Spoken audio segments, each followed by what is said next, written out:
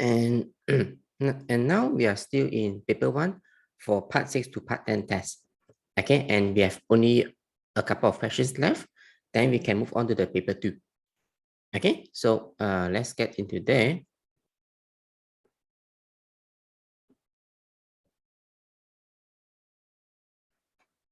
Okay, are all of you aware that I've shared a Google Drive folder with you?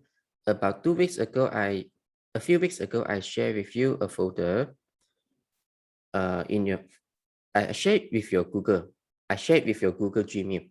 Okay, this folder is where you can access the earlier lessons videos. Okay, this is last week's lessons, and then 2 weeks ago, 3 weeks ago, 4 weeks ago. Okay, and then all the answers to all the materials I sent to you, they are also here. Same goes to the paper 2, part 1 to part 5 test. Okay, is here. How do you access this folder? How do you access this folder? I have forgotten whether I've told you on how to access it, but I tell you again in case I have not. You get to the Google Drive. Of course, you must log in first. Then you get to your Google Drive. After that, on the left-hand side, you have a couple of options to click on. You click Share with Me. Click Share with Me. Then you will see a folder that I have shared with you. Okay, so but of course I won't see it here because I won't share it with myself, right? Okay, for me, the folder is in the My Drive. Okay, the My Drive, but for you, it's in the Share with Me. Okay, in case you are absent for any emergency, then you can access the video as well. Okay, so like when Jun, okay, you can access the video here. For last week lesson. So let's come back to this. We only have a few questions left for paper 1. This is the last question we discussed last week.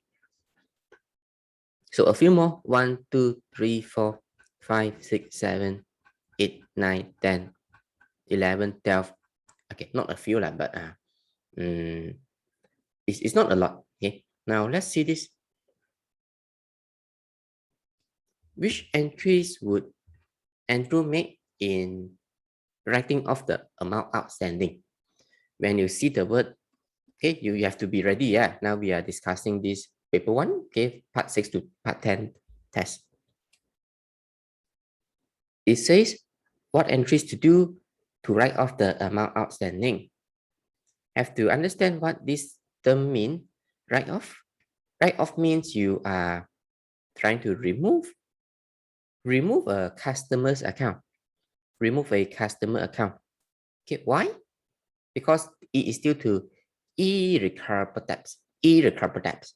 Okay, when you see the word write off, it means you have to record an irrecoverable debt. Okay, you should know the double entry. For C and D are for sure they are wrong. Okay, because they debit Edward instead. Okay, because when you remove a customer's account, you must know that the minus sign is here. For customer account, minus sign is on the credit side, which means making the customer owe less.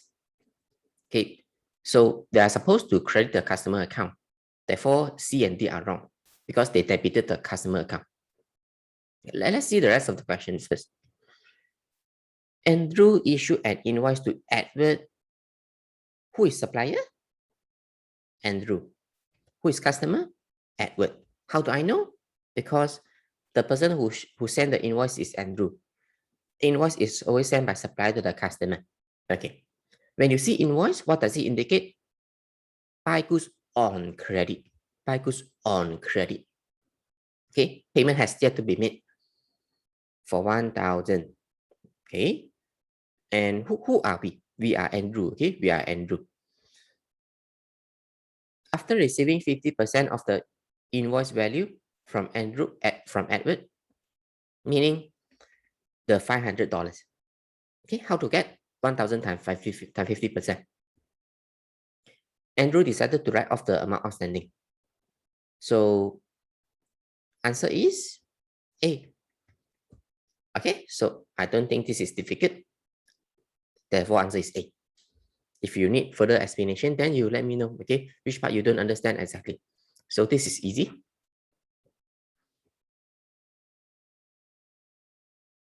Okay, next question. Question on provision for doubtful debts. They're asking you for the trade receivables to be shown in SOFP on 31st December 2013. Okay, let's have a look.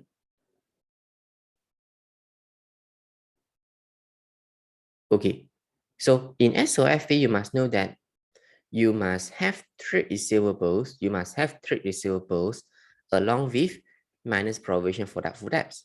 Okay, then you do deduction between these two figures. Then you will get a final amount that you put to the rightmost column. Okay. So it says that provision for doubtful debt is calculated using 2.5%. And at the beginning of the year, the doubtful debt is 250. Okay.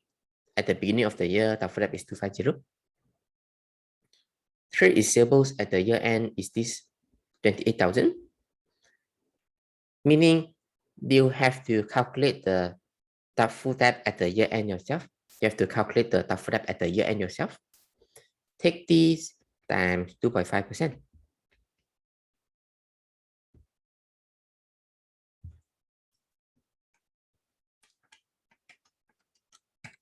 700. Okay, so you have to know what you are trying to achieve. Okay, according to the requirement here, you are trying to achieve this. Take the trade receivable minus the provision for doubtful debts at the year end to be shown in the SOFP. Meaning, this figure is useless because that's the provision for doubtful debt at the beginning of the year. Okay, because you are not trying to find out whether there's been an increase or drop in doubtful debt here. Okay, you're not trying to find out about this. The amount of increment or decrement, it should appear in the income statement instead. Okay, the amount of increase or decrease in doubtful debt, it goes into the income statement. So therefore, we don't have to find that out. We are trying to see what appears in the SOFP, right? Okay, all this you learn in part 8, yeah, part 8. For reference purposes, you can refer part 8. Okay, so what is the answer? You have to take 28,000 minus 700. That's it. Then you will get 27300. That's how you show trade receivables along with provision for doubtful debt in SOFP. Answer is B. Okay, so 10 seconds, then I move on to the next question.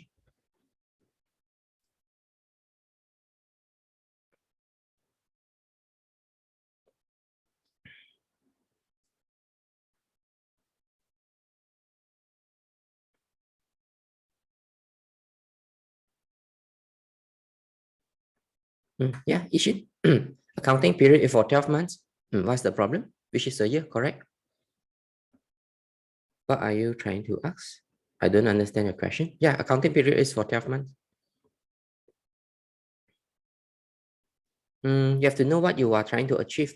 You are trying to achieve what to appear in the SOFP for trade receivables. And I show you. Where is it? It's in your part 8 materials written very clearly there. On page number 132. Okay, 132. You are supposed to take the trade receivables that is already deducted all the bad debts and minus doubtful debt at the year end.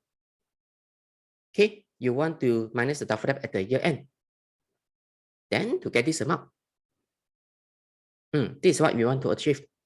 So beginning of the year's doubtful debt is useless. Beginning of the year's doubtful debt is useless.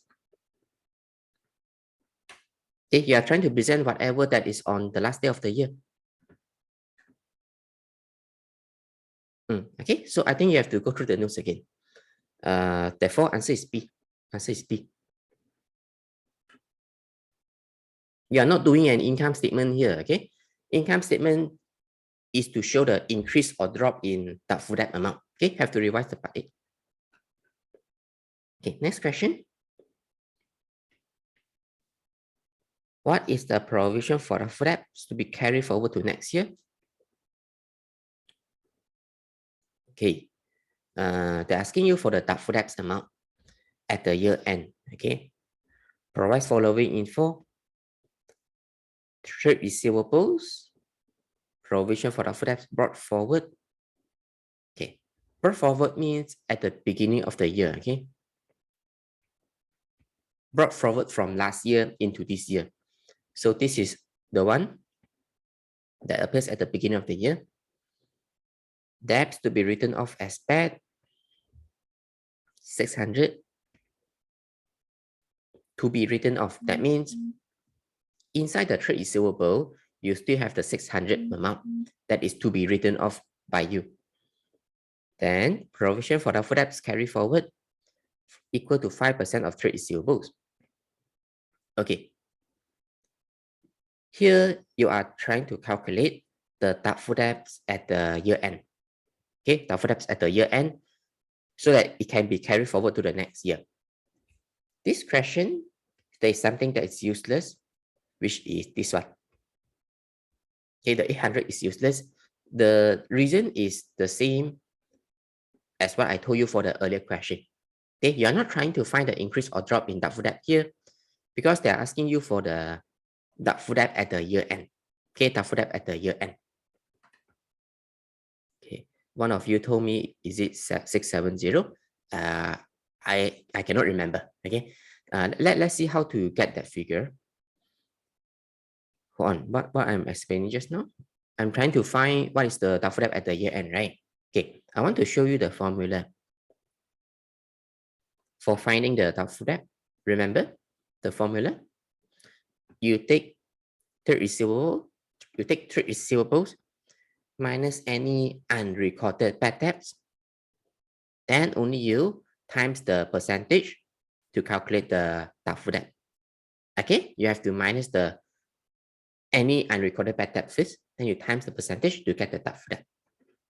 So we are going to use this formula to calculate the doubtful debt at the year end. Therefore, we are going to take 13400 minus 600 because the 600 has yet to be recorded, okay? Because it says to be written off. Okay, so now we have them out. Minus 600. Then you times 5%. Then you can get the answer. Honestly, this question is not that clear cut. Okay, it's not that clear cut because they have told you the trade receivables, but they don't mention to you whether the trade receivables is at the beginning or at the year end. But without any other options, we have to assume that that's the trade receivable at the year end. That's why I can use it to calculate the doubtful debt. Otherwise, you cannot solve the question, right? You have to assume that that's trade receivable at the year end.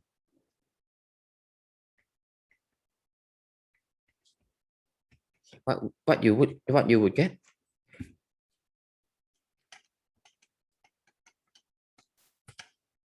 Ah, 640. So Crystal, how you got the 670? Let me try to find out. Reason is you have not minus the 600. You have not minus the 600.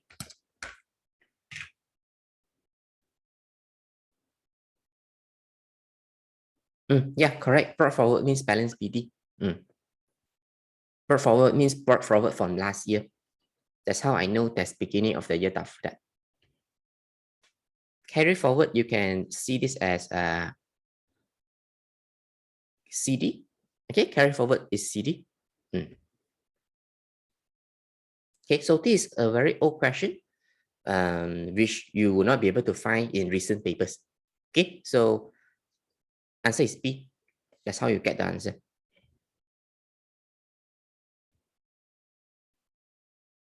Okay, 5 seconds, and then I move on to the next question. Next question is about Tafoda as well.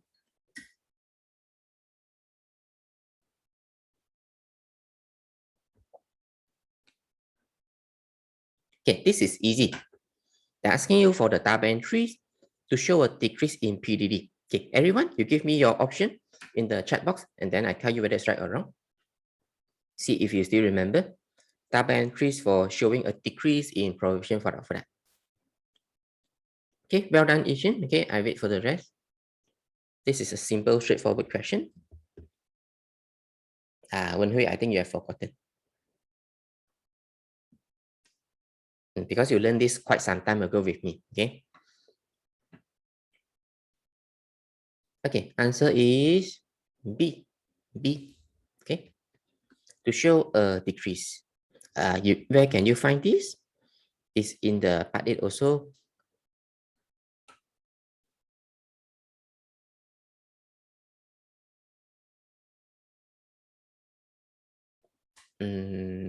Here, okay, here.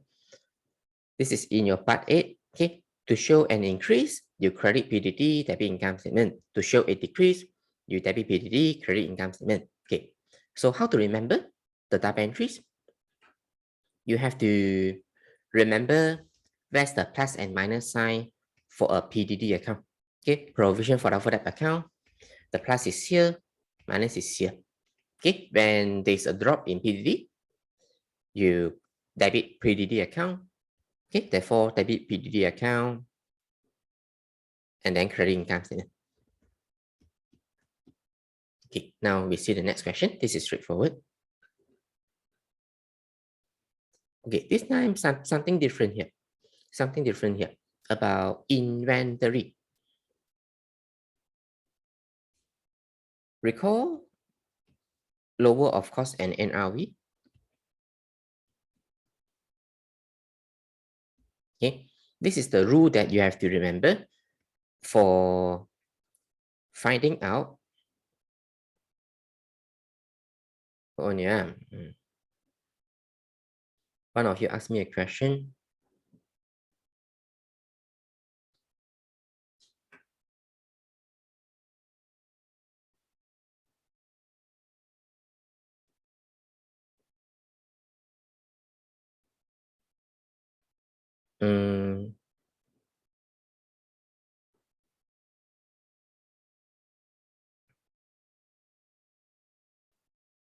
Okay, yeah, yes, correct. Okay. Come back to this. Here we are trying to find out what is the value of inventory. Okay, what is the value of inventory to be put into the SOFP? Okay, to be put into the SOFP. So you have to find the cost of the inventory. You also have to find the NRV of the inventory. Then you see which is lower. The lower mark is what you need. So NRV stands for what? Net realizable value. Net realizable value, which equals to selling price to customer minus cost to incur to make goods sellable. Okay, and you must remember a few examples for cost to incur to make goods sellable. It is the cost that you have to spend in order for you to make you sell your goods successfully. Okay, cost to incur to make goods sellable. For example, salesman commission, repackaging cost, advertisement, which means selling expenses. Okay, all these from your part 10. For reference purposes, you can refer to your part 10. Okay, so let's see how to do this. During her first year of trading, Taraja purchased 1,000 units of inventory at $16 each. Now, have we found the cost? Yes, cost is the price you paid to buy from the supplier. So $16,000. 16000. Okay, correct. That's the cost. Okay, now find NRV. Find NRV. It's better to stick to per unit. Okay, it's better to stick to per unit measurement. I mean, we try to use this 16 first, okay? That's each, right? Okay.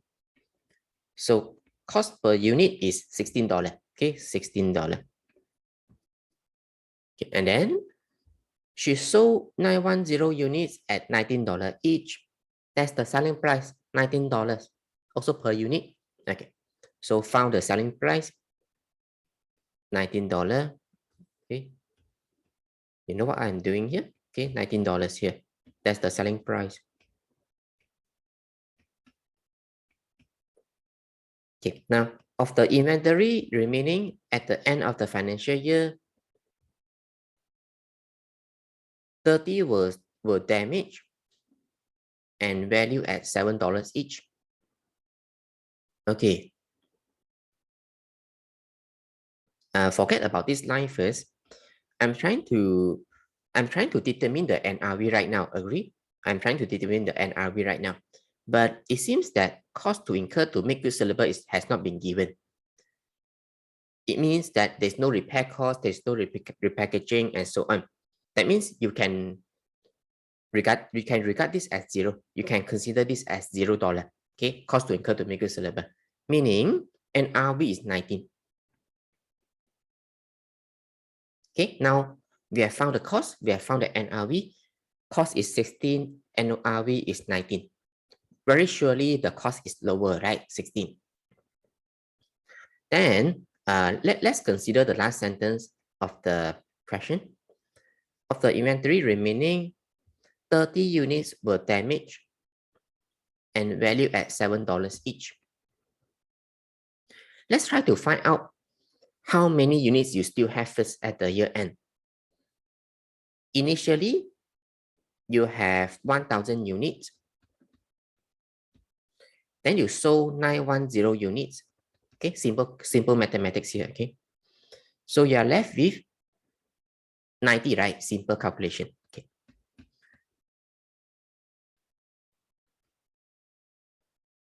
Okay, sure, Crystal. You said 60. Oh, you took into account the 30 units, right? Okay, let's see what happened to the 30 units. Okay, now if you have sold 910 units, you are left with 90 units, right?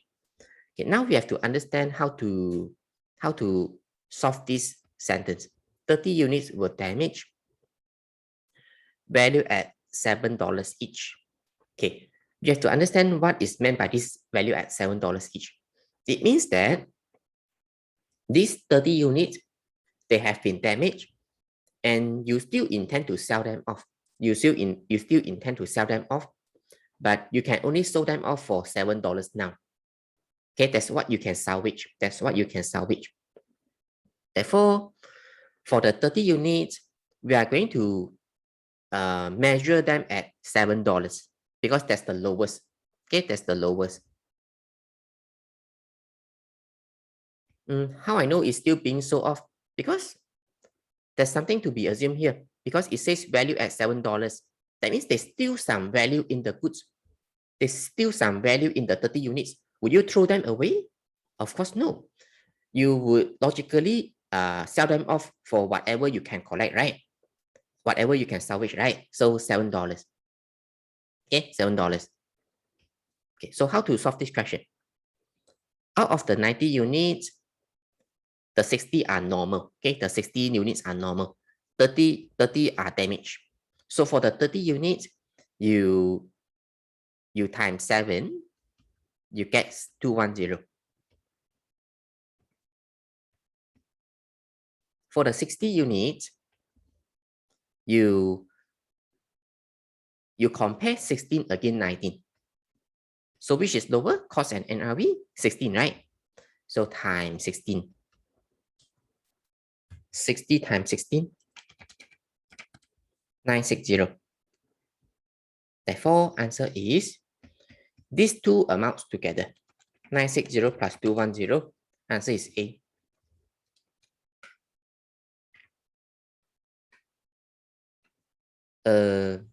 You're asking me why we are not throwing away the 30 units because it doesn't make economical sense. It doesn't make any business sense.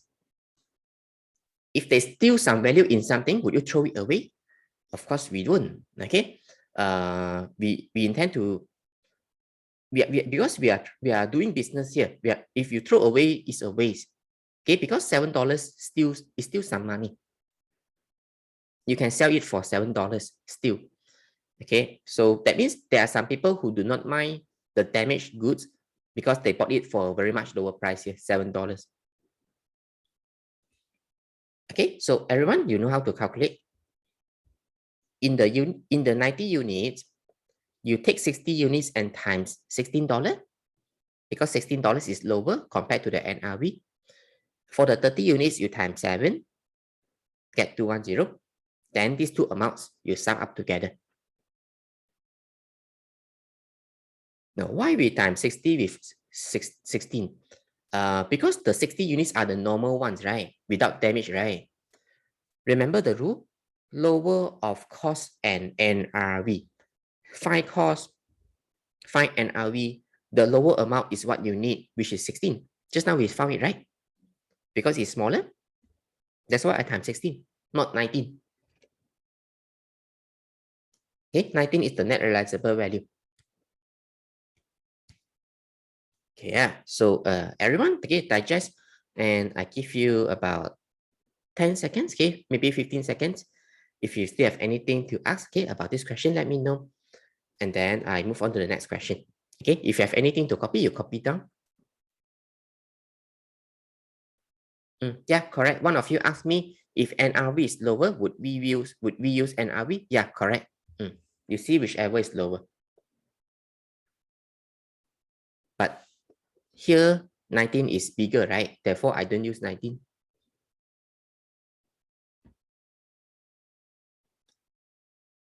Okay, why don't I times units in the beginning? You see, if I take 16,000, okay, that's the cost for 1,000 units, right? That's the cost for 1,000 units, this 16,000. And if I try to find the NRV, I take 19 times 910, that's the NRV for 910 units. That means you are not comparing figures like with like. The 16,000 here is the cost for 10,000, is the cost for 1,000 units. And if after I've multiplied this, you will get 17290. So you're not comparing like with like. 16,000 is for 1,000 units. 17290 is for 910 units. Therefore, it's meaningless. You have to find all the figures as per unit first.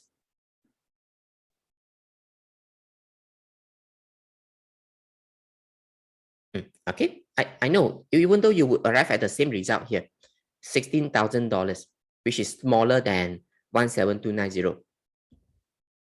Okay. Kelly asks, where does 60 come from? You look at the question. Initially, you bought 1,000 units. Then you sold off 910. Therefore, you see the calculation here. 1,000 units minus 910. You're left with $90. This part you okay, Kelly? Left with 90 units. Okay, this one okay, okay. So now we are left with 90 units. Out of the 90 units, 30 units damaged. So remaining units, 60. That's how I got the 60. The ones without damage at the year end. Can understand, Kelly, how I got the 60?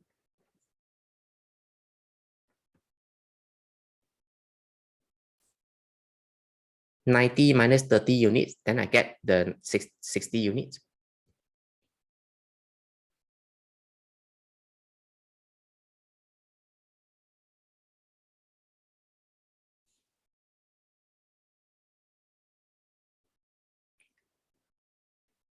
Okay, okay.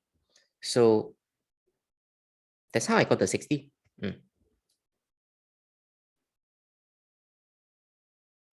Okay, we see the next question. If you still have problem, let me know. If you want to ask after the lesson, it's also okay. Okay, up to you, yeah. Next question, also something the same about inventory. What was the total value of inventory to be included in the financial statements? Sells two products. When you have more than one product, you have to apply the rule for the number of times according to the number of products you have. That means you have to apply the rule 2 times. Apply the rule 2 times. You look at product X, find the cost, find the NRV, see which is lower. Look at product Y, find the cost, find the NRV, see which is lower. Pick the lower amount, total them up together. She provided following info about her inventory. Okay, good. We found the cost. We found the cost. And selling price,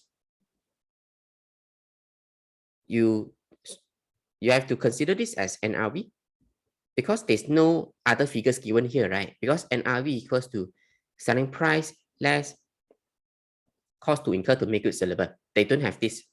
Okay, so consider that to be 0. Therefore, selling price is NRV. Okay, selling price minus 0 is NRV, right? Now, see which is lower. Cost is lower for product X. Y, NRV is lower. For product Y, NRV is lower, 858. Easy, sum them up. Then you can get the answer. Okay, this is more straightforward compared to the earlier question. Answer is A. Okay, so 10 seconds and then move on to the next one. This is straightforward.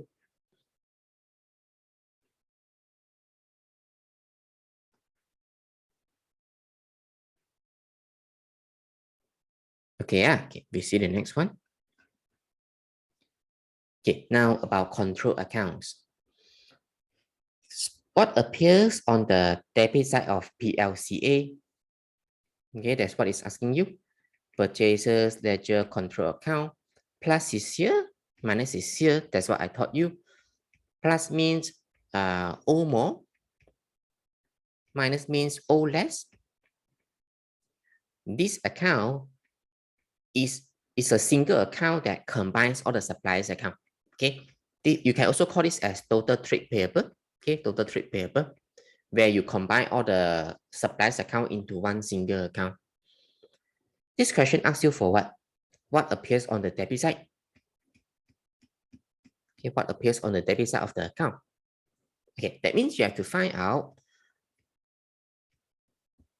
what are the items that would make us owe less to the supplier. Make us owe less to the supplier. Contra entry, discount received. Answer is A. In purchases should appear where? Here.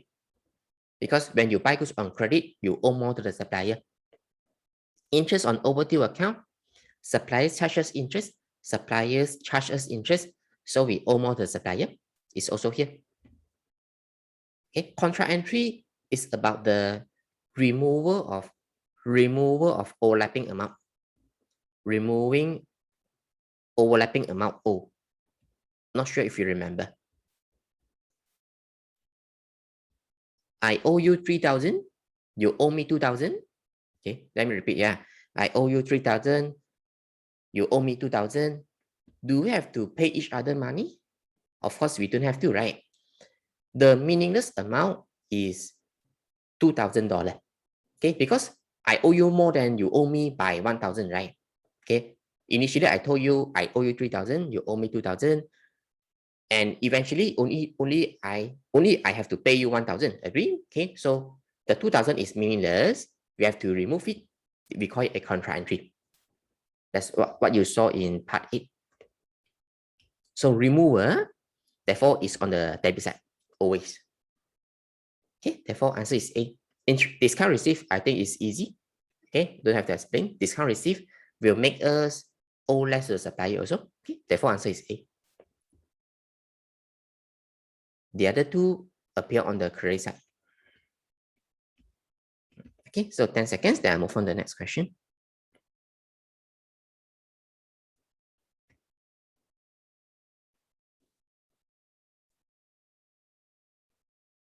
Okay, now we see next one on the next page. Okay, a few left. Okay, this time again about control accounts. Which entry would Heidi make in her sales ledger control account? Okay, here is about contra entry. Because I saw this sentence. Athena is both a customer and supplier of Heidi. We are Heidi. Okay, we are Heidi. So in a sales ledger control account, contra entry is here. Okay, and then here you write PLCA. Okay, this is contra entry. How do I know? Because that's where the minus is, where you can remove the meaningless amount. Contra entry. Okay, so for sure C and D are not the answer. Okay, and now we have to see the rest of the question to determine whether it's A or B, A or B. You have to find the meaningless amount. Okay, all of you, I let you try. You tell me whether it's A or B. Okay, you read through the whole question. You tell me whether your option is A or B, which one you want to choose. I want to see if you can find the meaningless amount, the overlapping amount O. Okay, I wait for your response.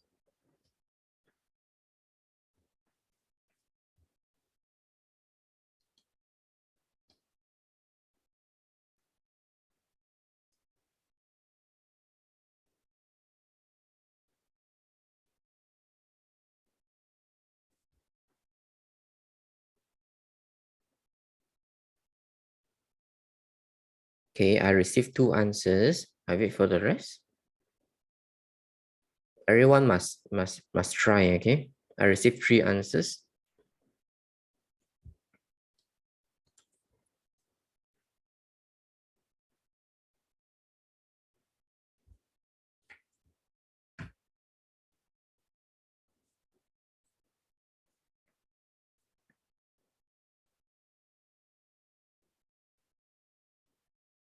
Okay, I wait for Benjin, the one last answer. So far, 2 of you got it right.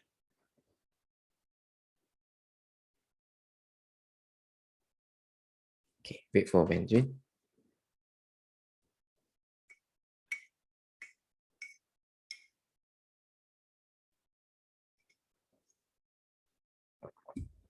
Okay, 3 of you got it right. Okay, let me explain the situation here. We are Heidi here. Okay, we are Heidi here. Remember? Okay, we are Heidi. Yeah, keep that in mind. Athena's account. What does account means? Account means T-shape. Okay, so Athena's account. In Heidi sales ledger. What is sales ledger? Remember the book ledger? Ledger is a book that contains all the T accounts. In the sales ledger, you have all the customers' account. Okay, so inside the sales ledger section, you have an Athena's account, and Athena is a customer to us in this section. Okay, and they say 340 is here. Okay, that's the meaning here. That's the meaning here. Athena's account in Hades sales ledger show a debit balance 340. Okay, so what does this mean? This means Athena owes us 340 when we treat Athena is as our customer. Okay, when Athena is our customer owe to us, Athena owe to us 340. Okay, that's what this means. Now continue to read. They say her account in Hades purchases ledger show a credit balance of 260. Okay, what does this mean? It means in the purchases ledger section. So again, purchases ledger section is part of the ledger book. Okay, and then the last one, you have the nominal ledger. You learn this in part 3. Okay. Now in the purchase ledger section, you also have an Athena's account. It's the same person, okay? When a person is both your customer and supplier, you would open 2 accounts separately for this person. Okay, one in the sales ledger, which shows Athena as a customer. Another one in purchase ledger, which shows Athena as our supplier. They say 260 is here. What does the 260 mean? The 260 is the amount we owe to Athena. Okay, we owe Athena 260. Okay. Now, after I have written these two sentences, I think it looks very, very, very, very obvious that who owes more to whom, right? Athena owe more to us, you agree? Athena owe more to us, you agree? And eventually, Athena should pay us, right? Okay. What is the meaningless amount? Okay. Firstly, you have to determine, try to think how much Athena should pay to us. Anybody? How much Athena should pay to us? Yes, correct, Ishin. 80. Simple, right? Simple calculation here. 80. That means what is the meaningless amount here? Meaningless amount here is 260. Meaningless amount here is 260. It's always the smaller amount that is meaningless, the overlapping amount O. Therefore, to do the contra entries, you have to debit Athena, that's in the purchases ledger, and credit Athena, that's in the sales ledger. These are the contra entries. Okay, very seldom we see questions like this where you have to determine contra entries. Okay, so here's one. So therefore, which is the answer? Answer is you have to, they're asking you what entry to make in sales ledger control account, right?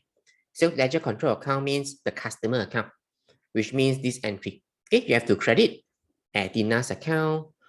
The amount is 260. Amount is 260. The meaningless amount. Therefore, answer is B.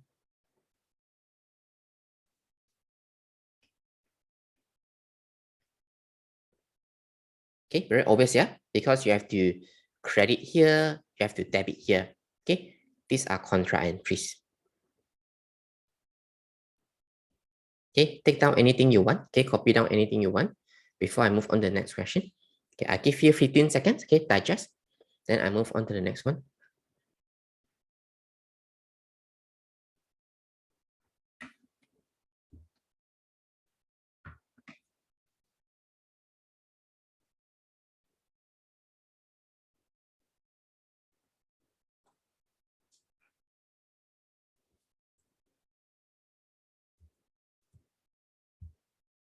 Okay, now next one.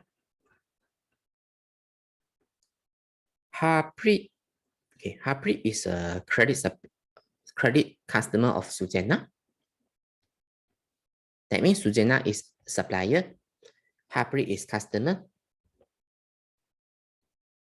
Okay. Harpreet's account in Sujana's books. So draw a Harpreet's account. Okay. Remember the saying that I always tells you. I tells you that we would never open an account of our own name. We would never open an account of our own name. Therefore, we are not Harpreet here. We are Sujana. Shows a credit balance. So we are supplier, right? Because we are Sujana. Harpreet is our customer. To remind yourself, he's a customer to us, right? Customer. In a customer account, the plus and minus are both on the debit and credit side respectively like this. This is an unusual balance because this balance means we owe Harpreet money. Okay, we owe Harpreet money. Okay, which is something that I told you to pay attention to because it's something very common in the exam. They ask you, how can you have a credit balance in a customer account? One reason is we could have over collected money from Harpreet. I mean, Harpreet could have overpaid. Harpreet overpaid. That's why it makes us owe to Harpreet. Or Habit could have returned some goods only after settlement of the debt. Okay, let me show you where I taught you this. Not sure if you remember. It's in the part 9.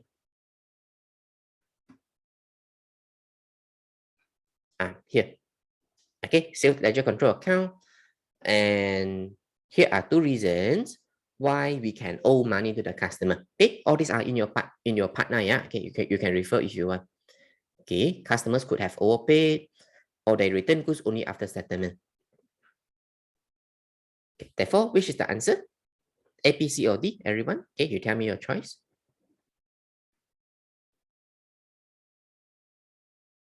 Very obvious, right, Kelly? Okay, good. The rest I wait for you. Okay, so answer is B. Habit has overpaid his account. Okay, which make us owe to Habit. Which make us owe to Habit. Okay, let's look at the rest, why they are not the answer as well. A, check received from Habit was dishonored. So it makes Habit owe to us again, right? Make Habit owe to us again, right? Because the check that you received earlier from Habit has been rejected by the bank. Okay, so Habit owes us again. C, we charge Habit money, we charge Habit interest, it makes Habit owe us more, right?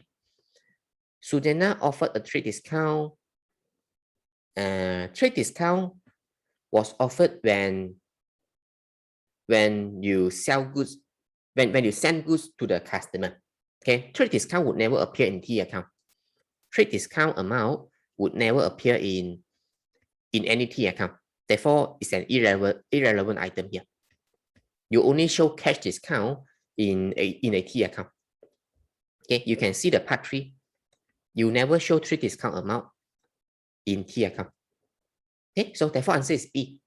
Customer overpay to us, so making us owing to Habit. Okay, 5 seconds, then I move on to the next one.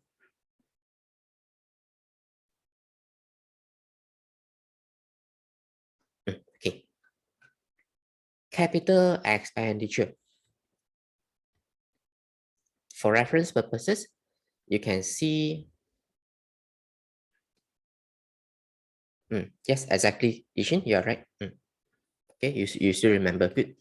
Okay. So for reference purposes, you can refer to part 10. Okay, this is from the part 10. It's a very, very short topic that you learn within a day. Okay, you learn this topic within a day, and you know that that's very easy. But you learn it for only a short period of time. It also means that you can easily forget what you have learned there. Okay, in the part 10, the chapter 10. So let's recall what is capital expenditure. Capital expenditure means spending. Okay, expenditure means spend. Okay, which means you pay money. Okay, we pay money. Okay, one common mistake or misunderstanding in students is they think that this must have to do with NCA. They think that this must have to do with NCA. Answer is no. This capital expenditure must affect this spending or payment must affect the accounting equation. Okay, that's the ultimate characteristic. It must affect either the A, C, or L. Then it's a capital expenditure. I show you the part 10. Okay, so let me repeat. Yeah, common misunderstanding in students. They think that capital expenditure has got to do with NCA alone. Answer is no. Okay, this is in your part 10. So there are a few things related to NCA because if those affect the A. But for drawings not related to NCA, right? Unless it's drawings of NCA. Drawings could be drawings of cash, drawings of bank, drawings of goods. But drawings affect the C because it makes the C go down. It changes the C, right? Drawings makes capital lower. Therefore, it's a capital expenditure. Okay, because it affects the accounting equation. Drawings is an outflow of money Drawings is an outflow of money from the business, so we call it an expenditure. Next example, which is not about NCA also, repay loans. Repay loans means you pay back the loan. It's an outflow of money from the business as well, so we call it an expenditure. Why is it capital expenditure? Why is it capital expenditure? Because it affects the L. L will go down. Okay, so that means it affects the accounting equation. Therefore, it is capital expenditure. That's how you see. Yeah, so don't always think that it has got to do with NCA alone. Okay, if you see the definition, yes, it talks about NCA alone. But I remember I told you that the definitions here, they are not that good. Okay, they are not that comprehensive. But these are what given in the mark scheme. Just follow and write in the exam. Okay, for these definitions, they are not good enough. Okay, not covering everything enough. Okay, now come back to this question. Bought motor vehicle and put the following amount. Motor vehicle 8,000. This is capital expenditure by NCA. Okay, number plates. Okay, you have to also understand the second characteristic of being a capital expenditure. It is being one-off in nature. Not sure if it rings any bells. Okay, not sure if you can recall. It's one-off in nature. If you see a spending that is repetitive in nature, you have to pay for something repetitively, maybe every year, then that's an expense. Okay, so do you have to pay for number plates every year for the same car? We don't. Just have to pay for it one time, right? At the point of buying. So this is NCA. This is capital expenditure. Okay, because it's one off. Let me show you the notes again. Okay, I have the term one off in the notes there. One off in nature. Okay, one off in nature. For expenditure, for revenue expenditure, is repetitive in nature. Repetitive in nature. Okay, what about insurance? Insurance is you have to pay every year. Insurance you have to pay every year. Okay, I know you have not bought a car before, but in the future, when you have bought a car, then you would be aware you have to pay for insurance every year. Okay, you have to pay it once a year. Therefore, repetitive is an expense that appears in the income statement. Therefore, is a revenue expenditure. Okay, insurance is a revenue expenditure.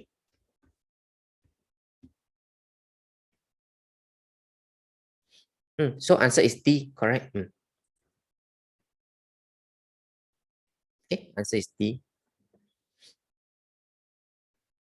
No, when I say that it's an expense, it means the expense that appears in the income statement.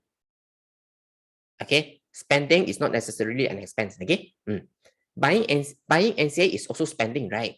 But do I call the NCA as expense? No, right? I call it as NCA. Appears in the SOIP. Yeah, correct. Okay, so this question answer is D. Okay, let me drink some water and then we move on to the next question. Yeah, anything you want to ask, you let me know, okay? Or you want to copy down anything, you copy before we move on. Okay, you digest.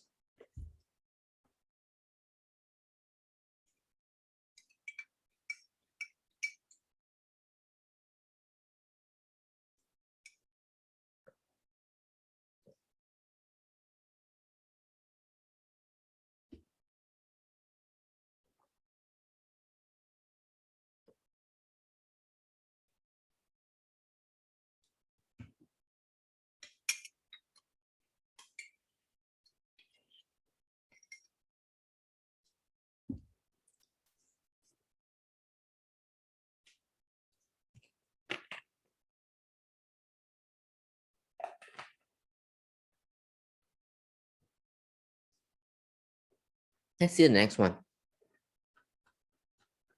Again, capital expenditure. We talked about insurance just now, right? Therefore, that's not the answer. It's a revenue expenditure. RE. Okay, remember we did those questions where I asked you to use the short form to tell me which one it is. Okay, I asked you to classify. Redecoration. Focus on the prefix re, indicating you doing it repetitively. So RE, this is RE, therefore not the answer. Repairs to machinery, you can see repairs as maintenance. Okay, imagine you have a factory, you have machines in there that are meant for making Coca-Cola.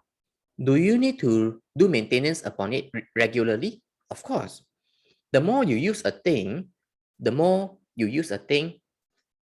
easily it breaks down, right? Let's say you use your washing machine at home. You use the washing machine 24 hours a day. Okay.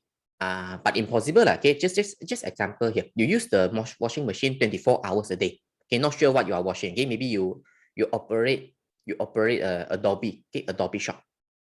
Okay, so you have to ensure that you do maintenance regularly. If the machines break down, you cannot run your business, right? You have to stop for a while, right? Therefore, you have to do repairs and maintenance regularly. It's an RE. It's an expense. Therefore, answer is C. Okay, one of you tell me that some repairs is like once in a few years. How is it repetitive? But not in the case of business.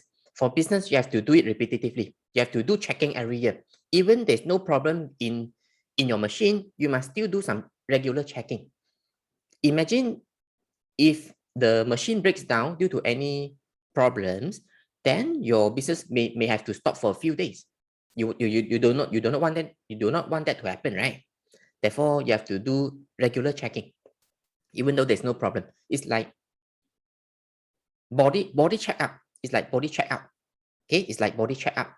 You have to do it regularly, even though you don't have diseases. Okay, touch wood. Okay, even though you don't have diseases, you have to do regular checkup.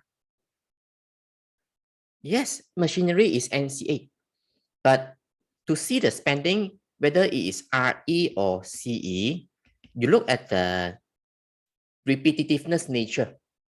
For CE, it's one-off. It's not repetitive. Spending related to NCA, that's one-off, that's CA. For RE, it's repetitive. Okay, even though it's related to NCA, but the spending is repetitive, then it's considered as an expense in the income statement. Therefore, it's RE. Okay, I think you have to go through the notes again. Okay, so therefore answer is C. Legal fees for purchase of factory, you just have to pay for the legal fees one time. Ishin, I'm not telling you to show machinery in the income statement. I asked you to show repairs. The word repairs must be there. Okay, repairs must be there. The word repairs. Okay, so you in the income statement, you must write repairs to machinery. I'm not asking you to write machinery alone in the income statement. Okay, legal fees, you have to pay it for one time only when at the point of purchase. So it's one off. Therefore, it's capital expenditure. Okay, okay. 5 seconds, then I move on to the next one.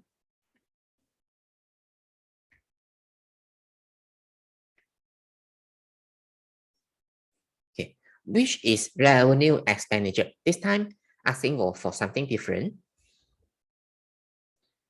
Okay, Crystal told me that the answer is C, she thinks.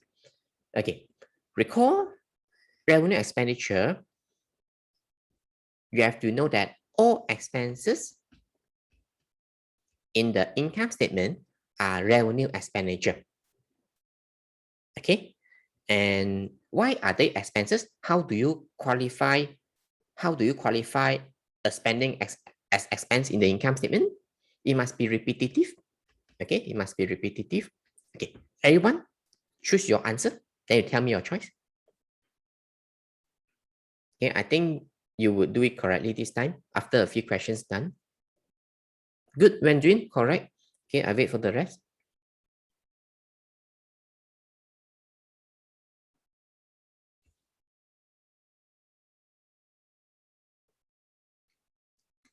Okay, I give you some time. Maybe 1 minute's time for all of you to decide. But of course, you should have done the questions in advance, yeah, before the lesson. It would be more meaningful to you. Okay, good, Kelly. Correct. Well done. Okay, Crystal, I think you have to change your answer. Ishin, correct. Well done. Wenhui, correct. Shermin, you have to change your answer.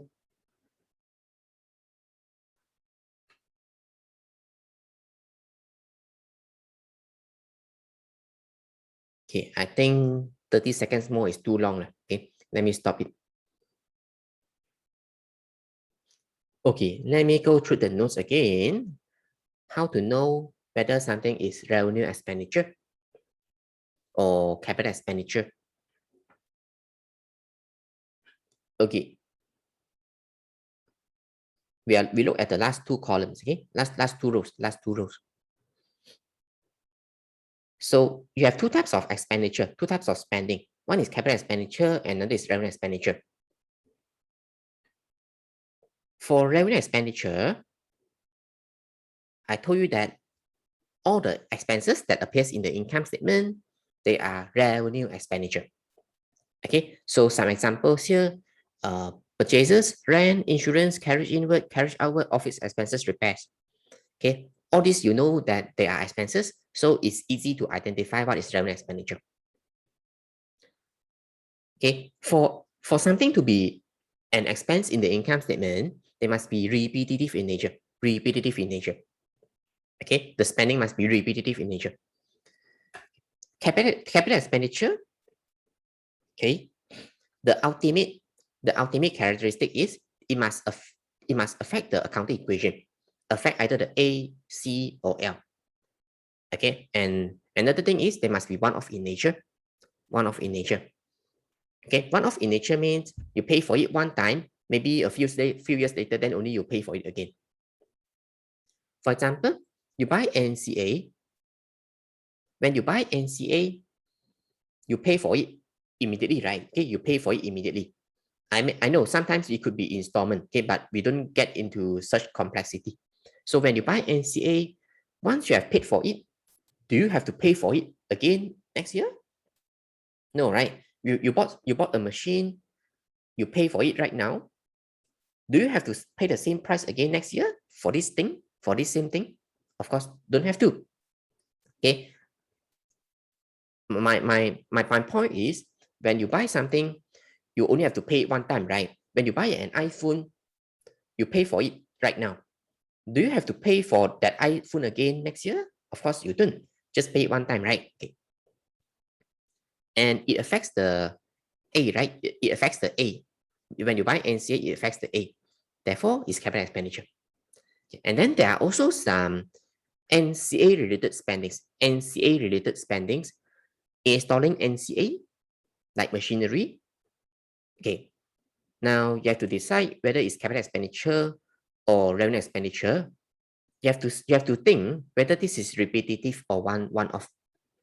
Installing NCA. You buy a machine in your factory. So you install it just one time, right? There's no point to disassemble it and then install again, right? Logically. So it's something one-off. Therefore, capital expenditure. Delivery of NCA. When you buy a machine, you need the supplier to deliver it to you just one time, right? Okay. So one-off. Legal fees for buying NCA. When you buy a premise, you have to pay for legal fees. It's also one-off. Legal fees are the money you pay to the lawyers. Okay, money that you pay to the lawyers. Also one-off. And then these two examples I've explained. Also, all these are capital expenditure. Okay, so come back to this. Crystal and Shamin, you have to choose another answer.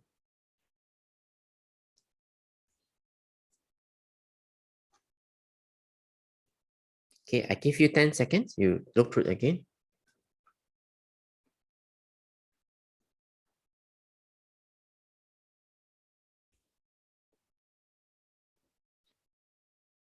Okay, Shamin, correct.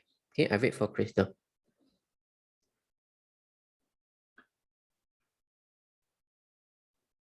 Yes, Crystal, correct. Answer is D. Remember, I asked you to focus on the prefix re indicating you do something repetitively. Okay, therefore is an expense in the income statement. Okay, therefore it's a revenue expenditure. Re indicates repetitive. Okay, C, buying premise, legal cost for buying the premise. Extension is also buying NCA. Okay, extension means upgrade. Okay, upgrade NCA is also known as buying NCA. It's the same thing. So ABC, capital expenditure. Okay, we see the next question.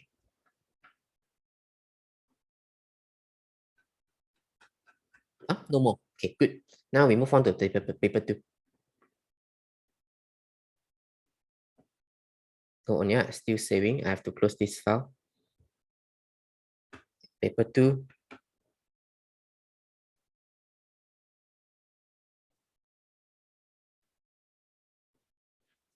Okay, not this one. Yeah, not this one. Should be 6 to 10. Part 6 to 10, paper 2.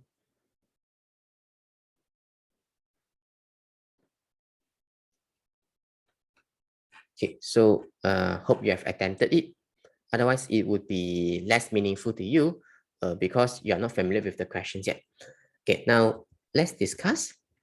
Unless you have schoolwork to do, then you have to manage it yourself.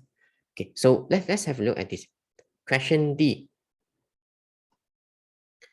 Complete the table by using a tick to show where each of the following items would appear in Khalid's purchases ledger control account. So purchases ledger control account. I know in the exam you don't have to draw the T shape here, but I just want to show you. In a purchase ledger control account, plus is here, minus is here. Okay, is the total trade payable account. Khalid decided that in the future, he would maintain a full set of inventory records and prepare control accounts at the end of each month. Okay. Opening balance owed to supplier. Is this normal? Is this normal? Usual? Yes, right. Okay, because we should owe to the supplier. That's an amount appears on the credit side. Okay. Credit purchases makes us owe more to the supplier, so credit side. Checks paid to supplier makes us owe less to the supplier, so debit side. Cash discount received, we call it as discount received, debit side. Contract entries is always about removal, is always on the debit side. Okay, therefore these are the answers. Okay, so earlier we also went through a few questions for the MCQ, right? Involving control accounts. Okay, so here is something similar. Okay, we see the next table. Next question. Complete the table by inserting a tick to show how each item should be classified. They ask you to categorize, or we call it classify. First one has been done as example. Most businesses have receipts and payments, which include both capital and revenue items. Okay, so a moment ago, we went through a few things, right? For these 4 things. So you have to classify. I wait for your choice. You tell me in the chat box once you have decided. Or if you have done it, then you show me in the chat box. So this is CE. Okay, this is RE. This is CR. This is RR. Okay, so you show me all the answers. They are a total of 1, 2, 3, 4, 5. Okay, you show me 5 answers in a row. Okay, I wait for you. Show me all the answers. Yeah, except the first one. First one don't have to show me anymore. First one has been done as example.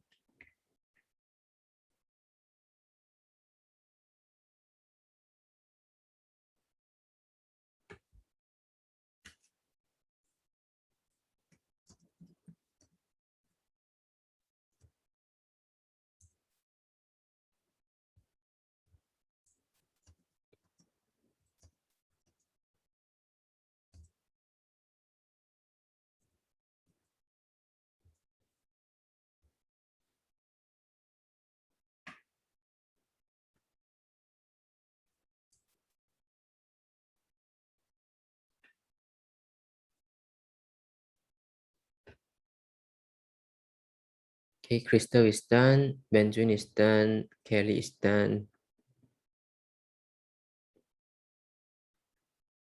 Okay, I need to wait for 3 more set of answers.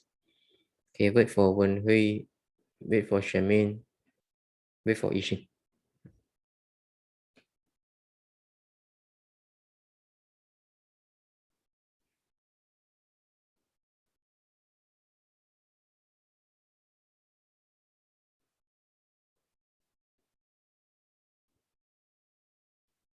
Okay, so let's discuss. It's something simple, yeah. Okay, one of the easiest things throughout the whole subject, really. Okay, even easier than determining what to debit and what to credit. Okay, let's see. All of you have given answer. Oh, okay. Wen Hui has just given answer. Sorry, I didn't see that. Okay. Legal fees on purchase of office building. You buy NCA, and you at the same time you pay legal fees for it. You pay legal fees for it. For sure, it's not capital at receipt, not revenue receipt, because it's spending, right? Spending. Okay. Is the legal fees one-off or repetitive? One-off. So capital expenditure. Purchase of goods for resale. There's a word that describe this. We call it sales. Okay, this is known as sales. Sales is an income that appears in the income statement. Therefore, answer is revenue receipt. All the incomes that appears in the income statement, they are known as revenue receipts, repetitive in nature. Okay, repetitive in nature. Insurance of plant and equipment. Insurance is an expense in the income statement, so revenue expenditure. Proceeds from selling of NCA.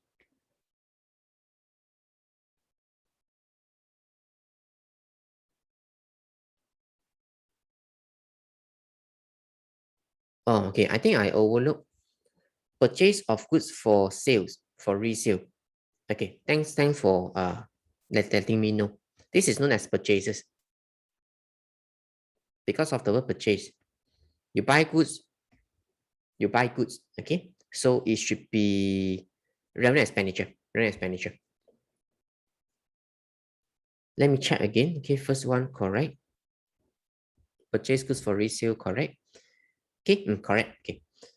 And then second last one, proceeds of sale of fixtures means the money that you get from selling off your NCA. Selling off NCA is something that happens irregularly. Selling off NCA is something that happens irregularly. Okay, you do it only once in a while, not repetitive. So this is capital receipts because proceeds is the money that you receive. Okay, so it's a receipt, not expenditure. And why is it capital receipt? Because it is one-off. It's one-off in nature. Okay, so capital receipt. Discount received from supplier. So this is an income in the income statement. Therefore, revenue receipt. Yeah, these are the answers. Okay, so 10 seconds, you digest, you mark. If you have question, let me know. Then we see the next page.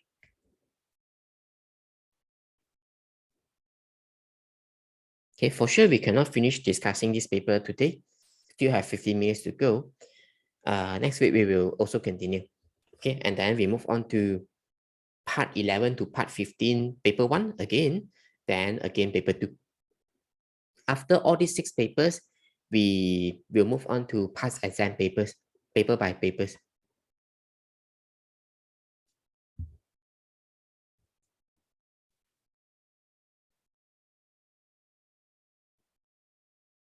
Okay, let's continue.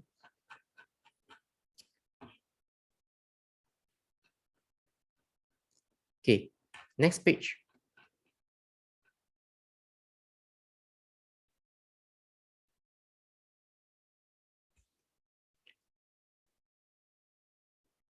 Complete the following sentences by selecting the correct word. First sentence has been done as example. Correct word should be, I don't mean that you should draw all these lines, okay? I'm just drawing to let you see what I'm reading here, okay? Don't draw all these unnecessary lines in the exam. The correct word should be selected as shown in the example. 6 marks in total. Chandra is a driving instructor. His pupils pay for their lessons in advance. Pay first before you attend the lessons. Logical, right? Okay. If you don't pay, then they would make a loss, right? Okay. Now, first one, let's see how they did it. Motor vehicles account has a debit balance in the trial balance. Remember trial balance? How do you do a trial balance? Is using this table. For items that appears on the debit column, there are assets, expenses, drawings. For items that appear on the credit side, there are liabilities, income, and then capital. Okay, I drew this table for you when we were learning the part 5. Okay, you learned this in part 5. Okay, so correct. Motor vehicle is an asset. So it has a debit balance in the trial balance. It appears on the debit column. You know how does the trial balance looks like, right? Trial balance, you have 2 columns, okay, debit and credit column. At the end, you total up. Okay, this is trial balance. Okay, number 2. A year-end accrual, and a year-end accrual means outstanding. Okay, outstanding is an amount owing for an expense. Okay, amount owing for an expense, because that's the word accrue mean. Outstanding. Incurred in the current financial period. Okay, how do I know current? Because it says year-end accrual. Year-end accrual. That means at the year-end, there's still some outstanding amount for the expense that must link to the current year expense that you have yet to pay. Okay, current year's expense that you have yet to pay. It will be included in the SOFP. Okay, now all of you decide. You tell me, A or L, asset or liability. Okay, good Ishin, good Wenhui. Sorry, good Wenjin. Okay, the rest I let you decide. Okay, good Kelly. Then I have not said good, then you know what I mean. Okay, I wait for Shamin and Wenhui. Expense that is accrued, outstanding, an expense that is outstanding. We have yet to pay. We owe somebody money. Liability. Okay, so liability, yeah. Unless you are looking at accrued income. Accrued income, on another hand, is a current asset. Okay, income that is outstanding means somebody who should pay us the income, they have yet to pay us. Okay, but for this number 2 is expense. Okay, now number 3 is about income. You see, accrued income. Okay, amount earned by the business. Okay, so I should remove the owing. Business means us. Okay, business means us, which will be received in the next financial period. Because accrued means we have yet to receive it in the current year. Accrued means outstanding. Accrued means outstanding. In the current year, we have not received it. Okay, so you will receive it in the future. So next financial period. It will be included in the statement of financial position as I told you just now. asset, right? Okay, the other way around from an accrued expense.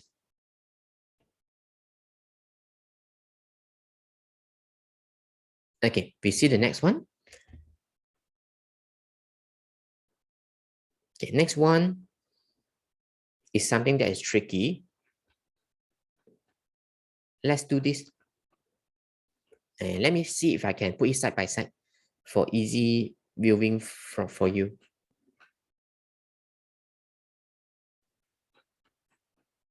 Okay, let me add one more page.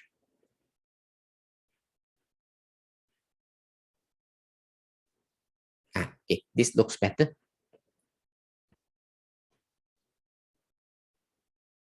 Okay, can see, yeah. Okay. So we are going to do the part D. Okay, part D. The one at the top left, top right, top right. Prepare rent and risk account. I told you before, the most challenging questions for the part 6 accruals and prepayment is where they combine two expenses into one single account. And here's one example. It's a question that came out in 2020. Okay, 2020, October, November. Just recently, okay, just recently. So for the year ended 31st July 2020, that's the year end. So what is the beginning of the year? 12 months backwards, August 1st, 2019. Okay, why do I need to know the beginning of the year? Because for this question, you have to find the four things, remember? You have to find the opening balance, okay, and then determine whether it's CA or CL. You have to find the amount you have actually paid. You have to find the amount that you should pay, which is known as the IS amount, or you call it the transferring process. Lastly, you have to find the closing balance. Also determine whether it's CA or CL. Okay, these four things. 1, 2, 3, 4. Okay. There will be one missing figure for you to find. Okay, there will always be one missing figure for you to find. Okay, you only have to find these four things when you are doing an income account or an expense account. Okay, yeah, correct. When it's either prepaid or accrued. Otherwise, you do not have these four items. Okay, if you don't have anything prepaid or accrued, you would only have the first and second, sorry, the second and third item. Okay, when you don't have prepayment or accrued, it means that you have paid the amount that you should exactly pay. Let's say you should pay 12,000 and you have paid 12,000 during the year. Then there's no prepayment, no accrued, no accrual. That means you only have the second and the third item. Okay, to be shown in the income or expense account. You can see the part 6, okay, the first page you have that. The three situations, okay. First situation, you paid the exact amount that you should pay.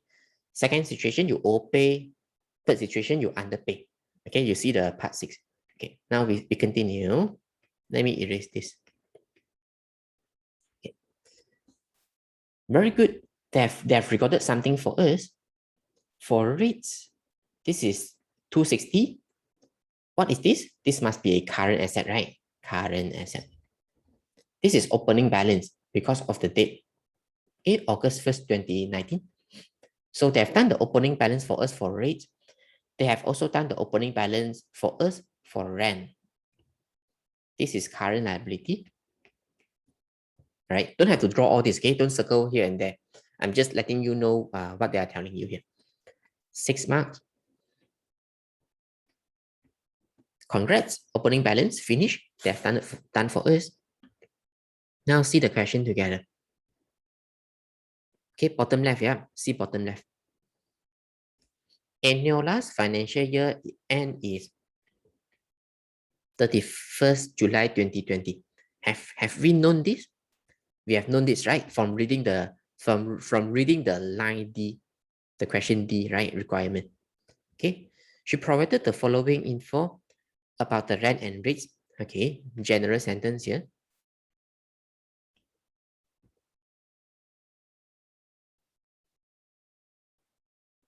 Okay, Crystal, we cannot combine all the amounts actually paid because all the payments happens on different dates.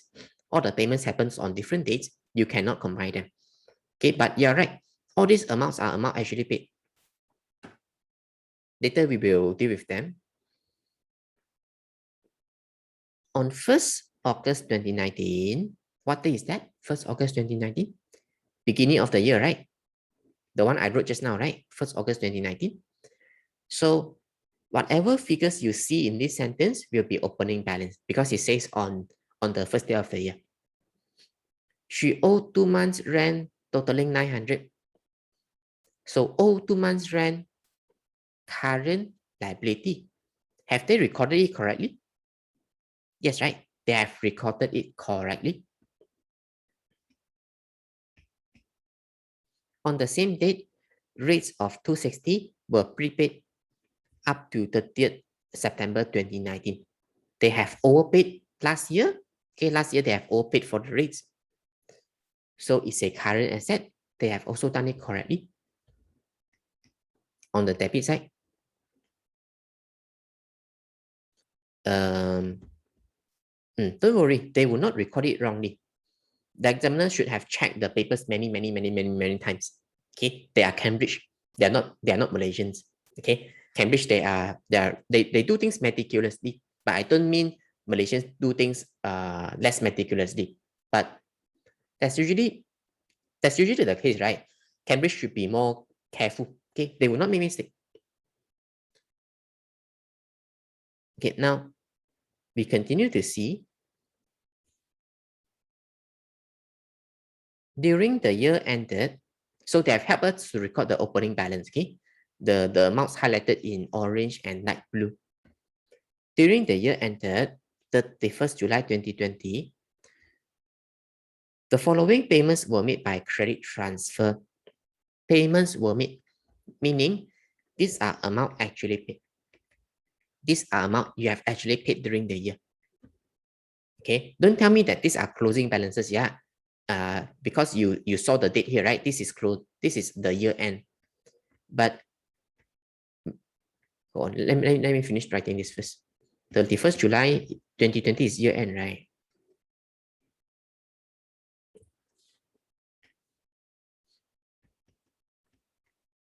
Okay, but it doesn't mean that all these are closing balance. Okay, they are not closing balance. Reason, they don't have the word on or at. Okay, they don't have the word on or at. They are not telling you something on the last day of the year. Okay, unlike the opening balance, they have the word on here, indicating that they are telling you something at the beginning of the year. You must have either the word on or at. But here I don't see it. It says during the year. Okay, which means throughout the year, not on the last day of the year. Okay, so these are amount actually paid. Credit transfer means online transfer, which means from one bank to another bank online, Yes, correct, Crystal, bank.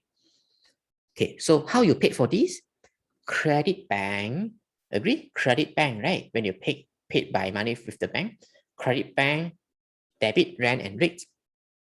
Okay, now, can you combine all these amounts? Answer is you cannot, because you have been given 3 respective dates that are different. Okay, don't combine them. So go on and write 3150, 1860, 2700. Then write bank, and then bank. Write the 3 dates respectively. First date is the same as beginning, right, of the year. Don't have to write August 1st again. October 1st, 2020, March 1st. Don't forget to write in bracket indicating what you are paying for here. Okay, for all the details you write in the rent and rates account, you must write in bracket indicating whether it's about rates or rent.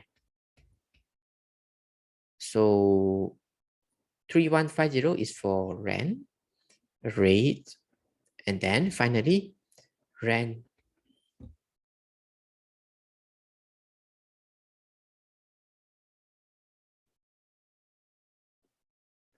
Okay, so what we have done so far, we have done the amount actually paid. Okay, so opening balance finish, amount actually paid finish. You are left with what? You are left with the third and fourth element, amount you should pay, which is the IS amount, and the closing balance. So where would the amount you should pay appear? Where would the amount you should pay appear? It would be here. Income statement. Then you put a dash here, rent, put another dash here, write rates. You can also write two times of the income statement. You can also write the term income statement 2 times. Then in bracket you write rent and rates. But this way is also acceptable. Okay, write income statement and then making it as a subheading, write rent and then rates. Okay, have the dash in front. Okay, so we don't have the figure yet. Okay, we don't have the figure yet for the amount you should pay. They are the missing figure. They are the missing figure that you have to find at the end. Okay, so the area where I have highlighted in green, they are the missing figure. Missing. Okay, missing.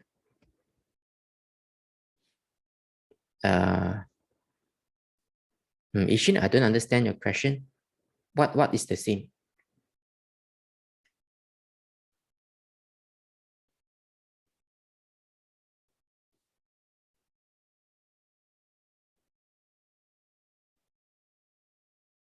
Huh? Oh, I didn't say that the figures are the same. I didn't tell you that both the rent and rates income statement figure are the same. No, I didn't. Okay, maybe I said something wrongly. Yeah, they're not the same. I told you that they are the missing figures. They are the missing figures.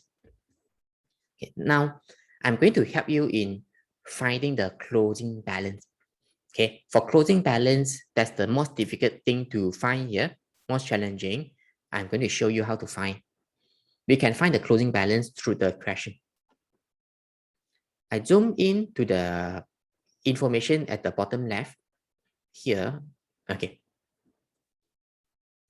We focus on rent first, shall we? We'll focus on rent first.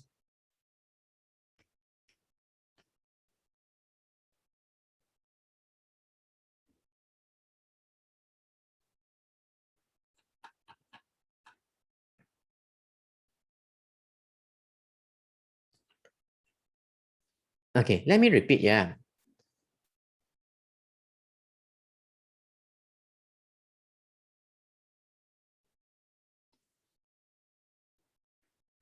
For this part, okay, you can present it in this form. Alternatively, you may write the income statement 2 times, then in bracket, you show rent and rates respectively. Okay, you get what I mean? Crystal, okay. So that's what I said. Have I answered your question?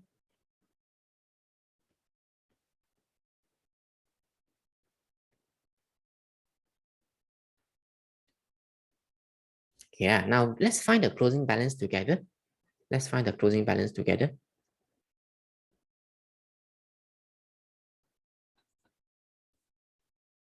Okay, focus on the rent. You focus on the rent.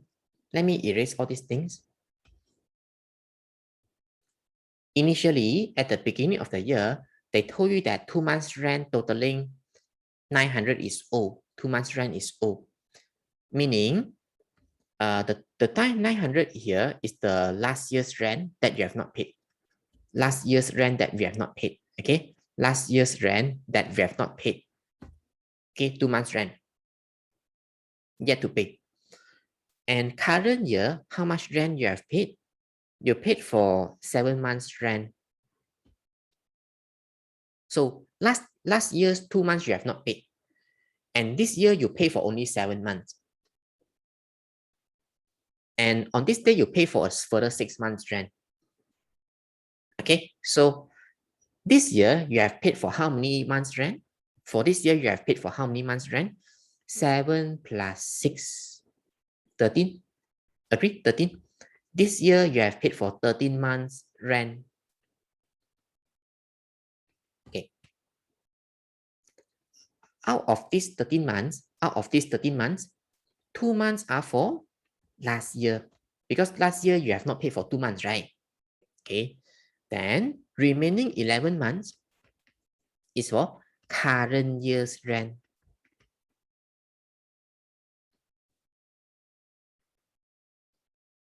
Okay, you get the idea? Okay, let me repeat. Yeah. At the beginning of the year, they show that 2 months rent is outstanding, meaning last year's 2 months rent have not been paid. Okay, we will pay in the current year. And this year, you pay for 13 months of rent altogether. Out of this 13 months, 2 months is for last year, 11 months is for the current year.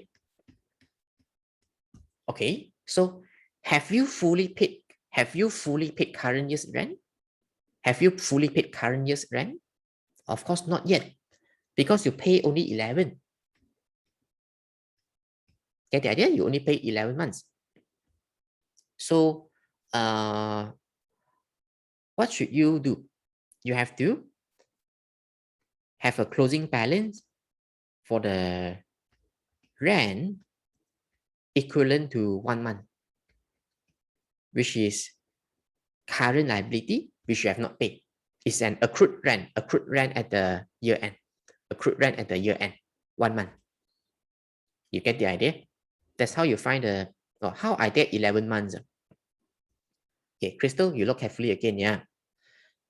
During this year, you paid for 13 months rent, agree? 7 plus 6. Okay, this year you have paid for a total of 13 months of rent. 2 months is for last year, because last year's 2 months rent you have not paid. How do I get the 11? 13 minus 2. 13 minus 2.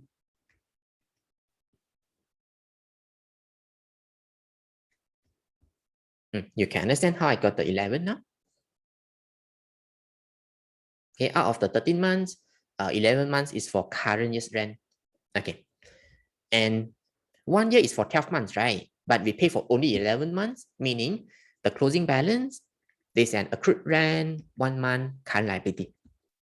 Okay, let me show you how to show this. You have to find 1 month's amount first. How much is it? How much is it?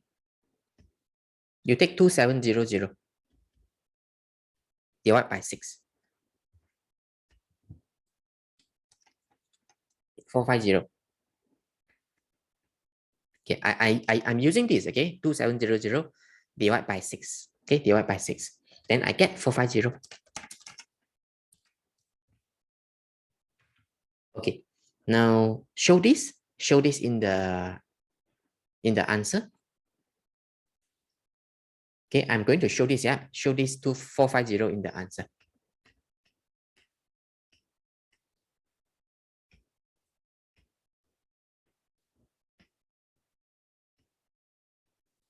So current liability, balance BD on the right. And then in bracket, you write rent 450. Okay, then you move it up diagonally. The arrow I drew for you to see, okay? You don't draw the arrow here.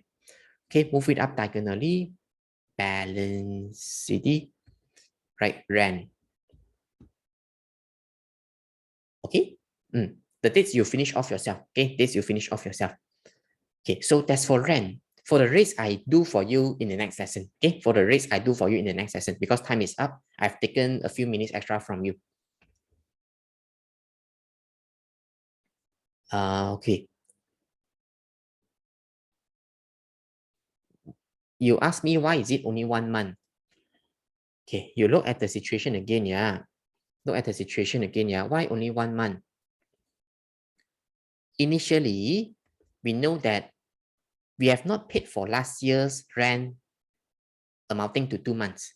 Last year's 2 months rent have not been paid. Okay, and current year you pay 13 months of rent. That's what it says, 7 plus 6. So out of the 13 months, 2 months must be for last year, payment for last year's rent.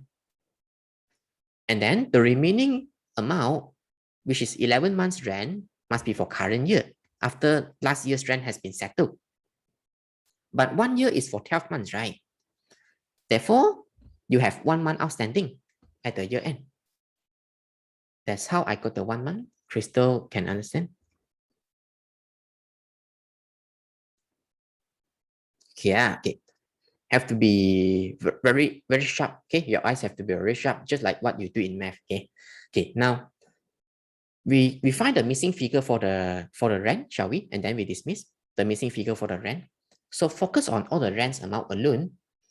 That means you focus on this,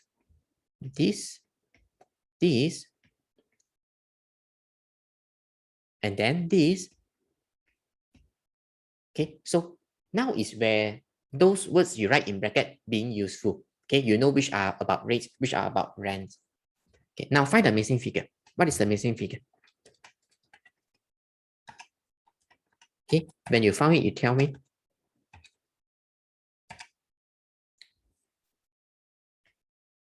Wenjun, correct, 5400.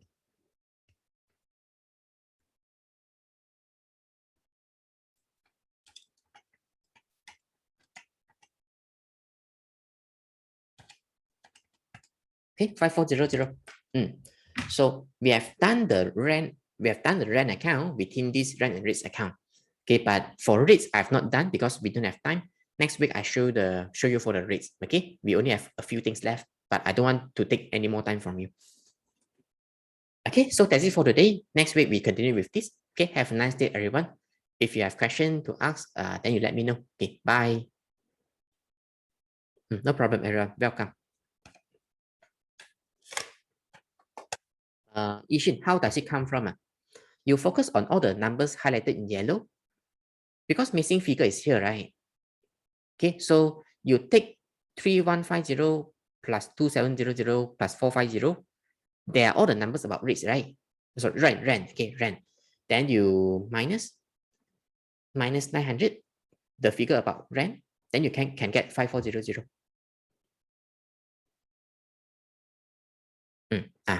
Okay, that's how you find the missing figure. Okay, so see you next week. Bye bye.